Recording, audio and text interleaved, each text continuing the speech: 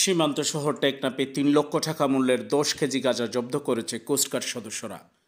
সোমবার ২৩ জুন মধ্যরাত একটায় এসব মাদকদ্রব্য জব্দ করা হয় বলে নিশ্চিত করেন বাংলাদেশ কোস্টগার্ডের মিডিয়া কর্মকর্তা লেফটেন্যান্ট কমান্ডার হারুনুর রশিদ।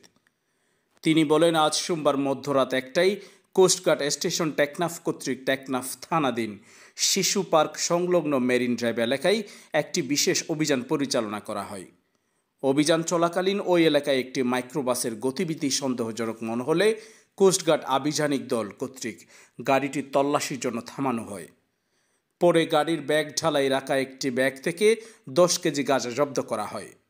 ওই সময় কোস্টগার্ডের উপস্থিতি টের পেয়ে এক ব্যক্তি দৌড়ে পালিয়ে যায় এবং গাড়িতে অবস্থানরত অন্য ৪ জন ব্যক্তিদের প্রাথমিক জিজ্ঞাসাবাদে জব্দকৃত গাঁজার সাথে কোনো ধরনের সম্পৃক্ততা না পাওয়ায় মুচলেকা নিয়ে গাড়িসহ ছেড়ে দেওয়া হয়।